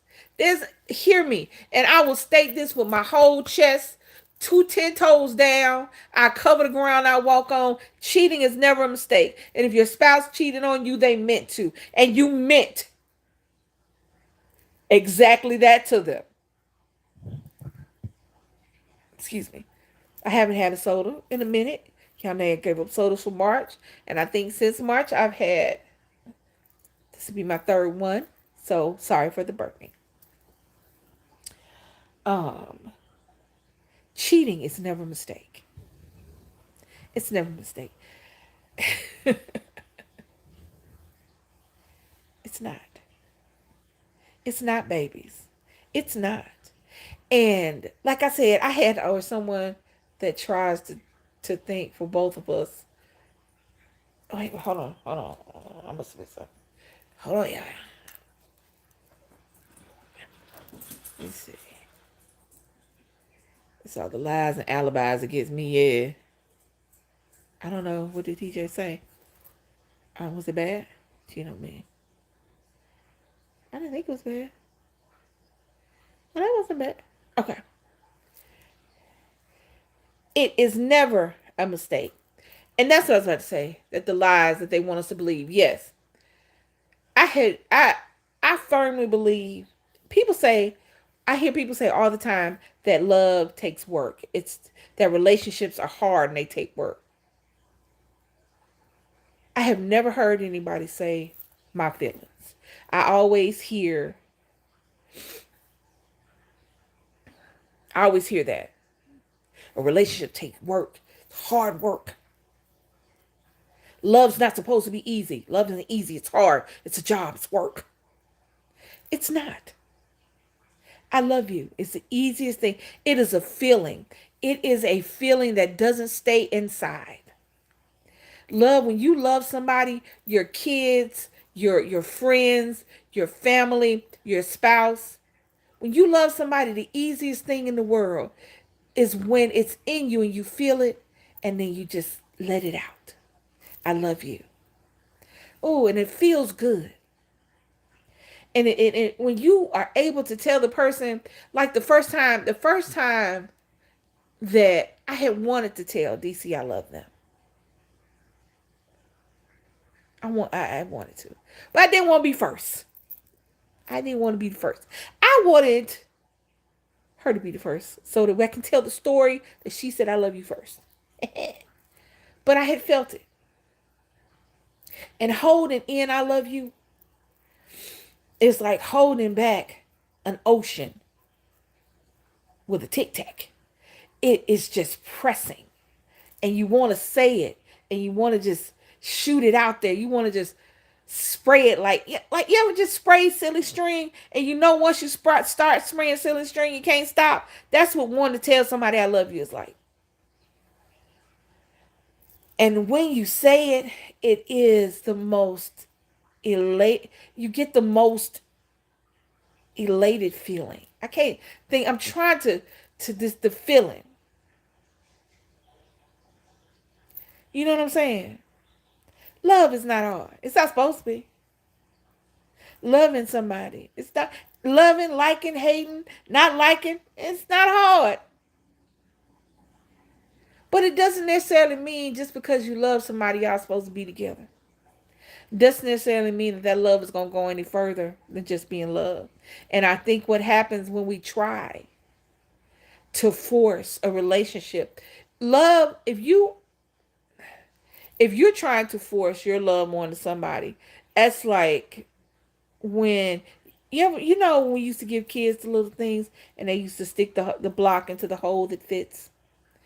And when I was an adult, when I was a kid, you always trying to put a square hole. I mean, a square peg in a round hole, and it doesn't work. And as a kid, I would used to try to do it just because it said it didn't work, and you would end up. And if you was anything like me, you would end up tearing your shit up because you gonna make this damn square peg in this round hole just because they said you couldn't. And that's what it's like when you try to force love to be more than it is. Just because you love someone doesn't mean you're supposed to be in a relationship with them. Doesn't mean you're supposed to do anything but let them know, hey, I love you, man. And I think that's where the hardness and the roughness and the hard work comes in. Because there's not any forcing. And I just use me and DC. And don't think that me and her don't argue. Don't think that we don't have differences of opinion. Don't think that we're lined up like papers on like lines on a loose leaf piece of paper. Because we're not. But that all being said, it's not hard work being my wife. Because our love is the kind that is supposed to be there. I'm not fitting round love in a square hole. I'm fitting round love in this round love hole. And it goes in and out the hole easily. Sometimes, if you're pulling the hole, you ever notice sometimes when you're putting something in and out of a hole, sometimes it'll get stuck because you do it too fast. But because it fits, if you slow down a little bit, it'll go straight in. That's what I'm talking about. Love is not hard work to me. These are my opinions only. I am not talking about anything factual. I don't want nobody to come back later on. Lisa said, Lisa stated her opinion. When you are not trying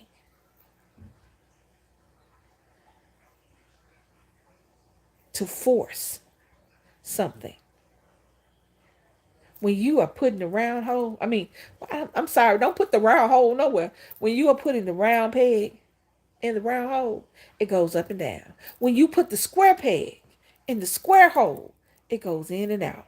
When you put the triangle in the triangle, it just glides. It's not hard. But if you try to put that square in that circle, and if you anything like me, I've tried to force it. I tore the whole fucking game up trying to get that square to go down in that circle.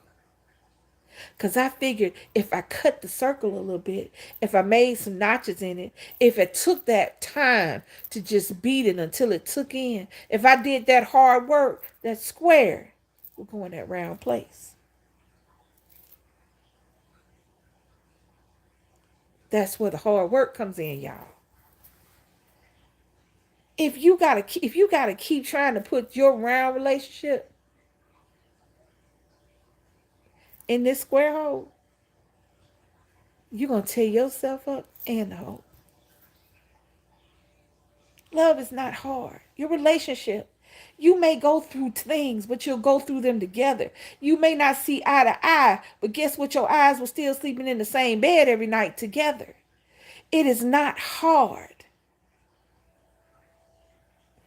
Hard is constantly trying to make yourself square for this square relationship when you're a circle.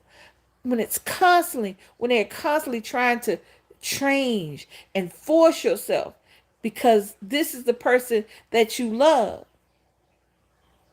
but this ain't the person or the relationship that you're supposed to be in.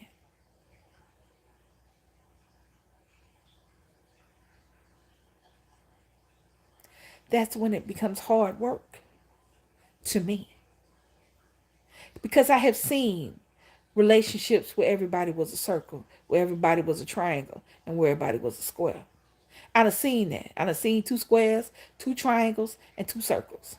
But I have also seen a triangle and a circle, a square and a triangle. I done seen a circle. And, I done seen all connotations, all different, not connotations, all different representations. And in each one, they were tearing themselves up trying to make themselves fit into the relationship, into the situation that they shouldn't be in.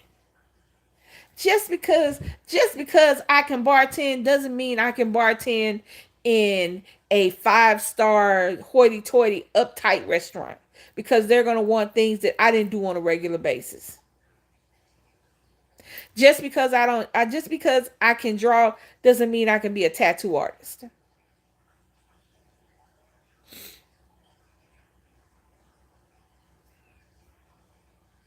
Just because I have one element of something doesn't mean I know how to do it. But if I have all the elements of something, I should be doing that, not this. Y'all get what I'm saying? And I know it's just me, and I know these are all personal opinions, but that's all I'm saying. Is that it kills me when I hear people talking about how rough and hard their relationship are, and we had to make it work, and we broke up and we got back together, and then I be looking at DC and I can only look at her because that's the relationship I'm in. So if I'm using her and our relationship as an example, that's the only example I can give. So don't make no mistake to say we're perfect. We're not. I am for the moment. I am immobile. And to get around, I need my wife. And I know that that's hard on her. But she does it because we fit together. Because at the end of the day, she fits in my hole. Now, as I was saying that, I was kicked off just because I said craziness. As I was saying that, I know how it sounded, but y'all know what I mean. Because we fit. I found my thing. She found her thing. And together, I didn't have to tear up the game to make my shit fit. Together, we put our pegs in the right holes. And the game was smooth after that. We weren't trying to do what we had been doing. Both her and I had been trying to force our square and triangle and circle love into pegs and holes. See you later, Karen Woods. That didn't fit us. And that's sometimes what we do, people. There's nothing wrong. It is nothing wrong with the person that you loving not being the person you supposed to be in love with. It's nothing wrong with that. It's nothing wrong with y'all not fitting. What's wrong is you trying to make you fit.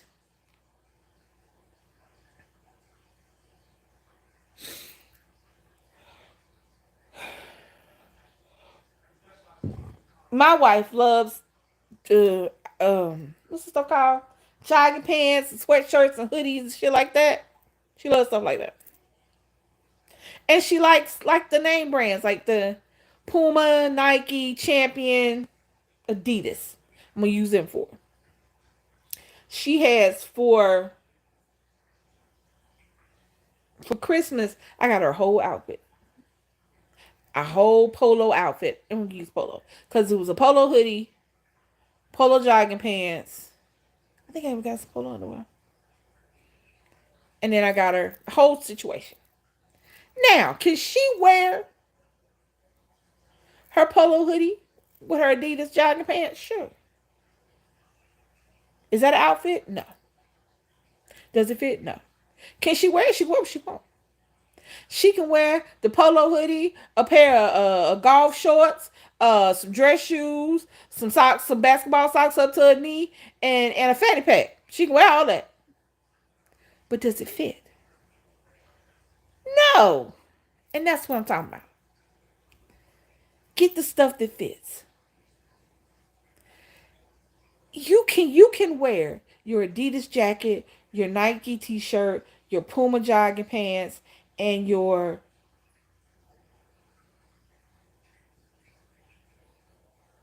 Skechers tennis shoes.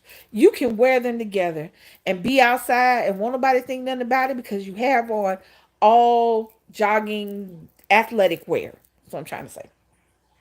But does it fit together? Even though both of them blue or the blues a little off because that's an Adidas and that one is a Nike. Do you really want to wear your Skechers shoes with your Puma shoes? You see what I'm saying? I can add that any kind of way you want to. You can do it. But do you feel the same as if you got your whole Nike outfit on? Or your whole Puma outfit? You got your Puma sweat hoodie. You got your Puma t-shirt, your Puma jogging pants, and your Puma on your feet. Hell, you even got Puma on your hat. Does it feel the same? Ladies, now I'm using my masculine to send a wife. But ladies, we can all wear our what outfit? I don't know. I just I'm kind of a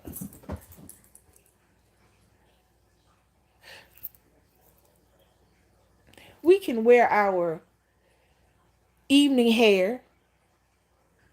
You know, I go out to the club hair, which is different than I go to work hair, which is different than our barbecue hair. And we have our day makeup. We have our go to work makeup, which is different. Here comes my dog. He's about to redo everything. He's smelling. I'm sure you can hear him. That's all you hear. What's wrong, Boogie? He's been sitting over in the chair, nicely and quietly. And I think he just wanted some attention. Come here. Come on. You okay? He just wanted some attention, I think. Don't you dare. I don't know what he's doing. He's sitting on me now. You got your go to the club wig, your go to work makeup, your going to Walmart clothes on, your club shoes. You can wear all that together. But do you feel the same way? You know what I'm saying? Do you feel the same way as if you have the right hair, the right makeup, the right dress, the right shoes?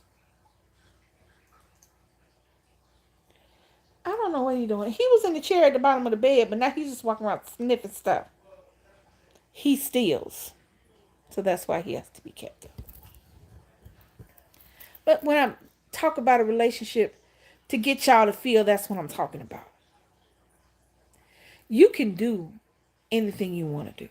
You can wear what you want to wear. You can be who you want to be. You can do what you want to do. When your dog does not care. Okay, so if anybody doesn't know, when we first got Jax, and he was a tiny puppy, he crawled up. I think we got a video. So he crawled up onto my chest, up here on my shoulder, and that's where he stayed the whole way going home. And that is where he goes now. A lot. But he's a much bigger dog now. He weighs 28 pounds. And he will jump into my chest like he weighs nothing. Okay, but back to what I was saying. Relationships are not hard. And if you got to beg somebody to be your man or your woman, then you don't want them babies. And I'm not taking anything. I'm not on the side of either one, the man or the woman. I mean, hold on, y'all. I need some batteries. I got this little thing. You know what? I want a little thing. I want a little, I don't know what this thing is called right now. My brain is, when you hold the phone and it has a little light attached. See? But I need batteries. Probably take a second to get me some batteries. Anyway, back to what I was saying. If you got to beg somebody to be with your babies, then you don't want what you're going to get. You don't want that. Baby, when I tell you Jax will walk up my leg, he walks up my left leg turns around on my chest, pushes his back under my chin so that my head goes up, and he sits right here. And I just let him. And he'll sit there. And sometimes he'll sit there and go to sleep, and we'll take a nap. And sometimes he'll get in front of the TV. I mostly just let him. I'm a sucker for my baby.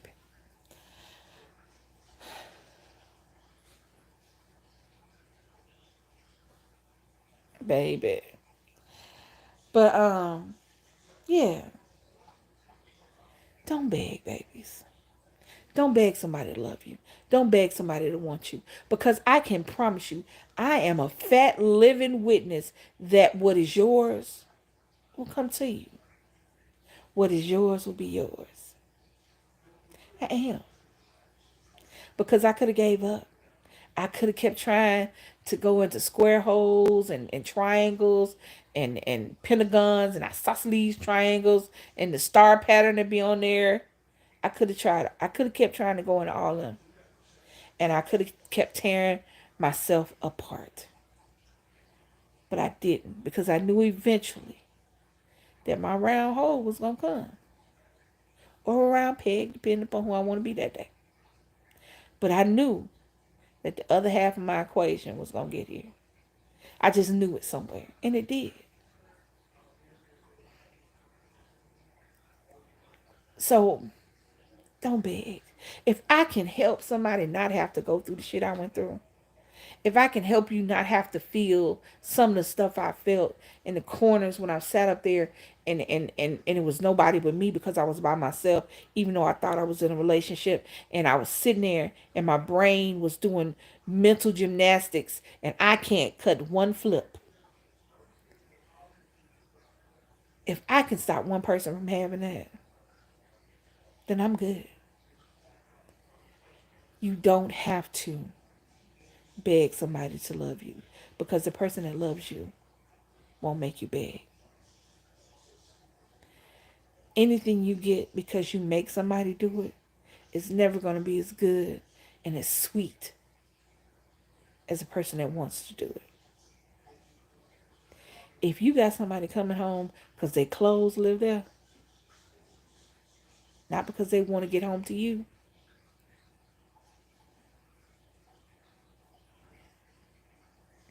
it is just, it's not hard, babies. You may go through hard times, but because it's not hard, because the love that you're supposed to be in is not hard, you'll be able to get through them hard times. You got a person that'll be there.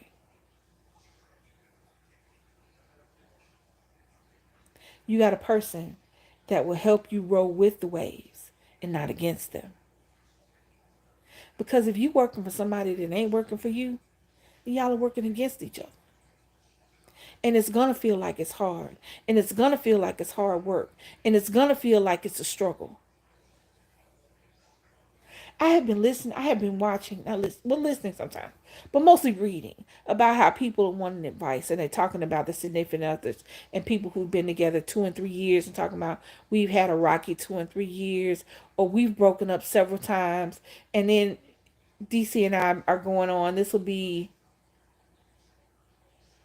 2022. This was 8 years that we've been together. We ain't never broken up. I wish the hell she might. Excuse me. I wish the hell she might. And I don't understand. It's going to feel like hard work if y'all are not working and going in the same direction. And on them days that you can't row the boat, this person is rowing both of them for you. And hell, if the rows fall in the water, this person has got their hands in the water pushing the boat along on the days that you can't do it, because that person knows that when you back and you're going to be better, it'll be like a motorboat, not a rowboat. Because that person knows that you do the same for them. It is an amazing feeling, y'all. But if you keep thinking and you keep going into relationships thinking that your relationship is supposed to be hard, and it's supposed to be hard work, and it's supposed to be a struggle, then that's what it's going to be. And you will accept that.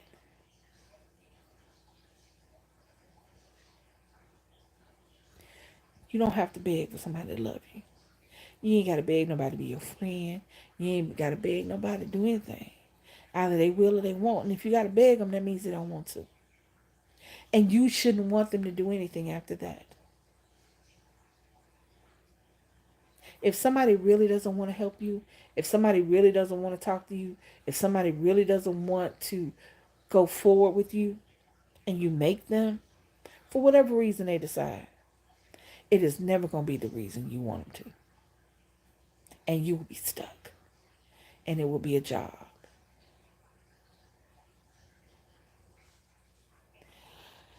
Well, my lovelies, I have been on here 2 hours.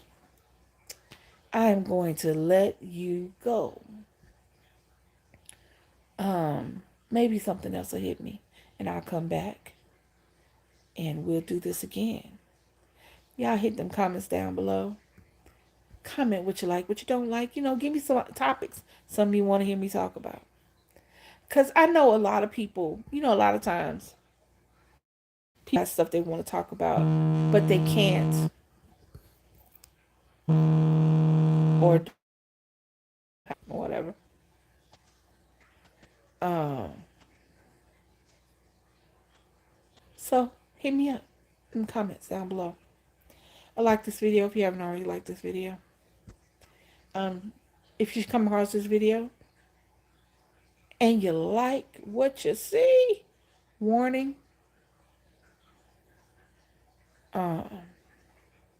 subscribe. Share this video because maybe somebody else needs to hear it. You never know. And hit that notification. What? That's what happens when you talk fast. And hit that notification bell so that every time we drop a video or go live, you guys can join us. We will have bingo this evening for all those that bingo. I'll be back tomorrow. I'll figure out something. Maybe if y'all hit me in them comments, y'all will give me something to figure out. So we'll see.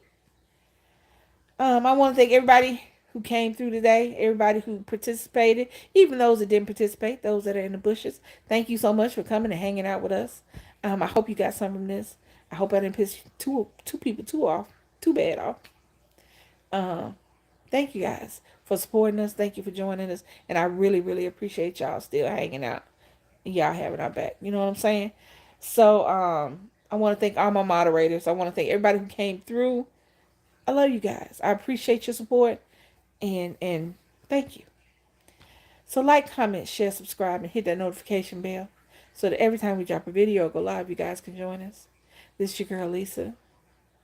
And DC Kool-Aid is somewhere. And this is Hey Y'all. I'm out. Bye, y'all.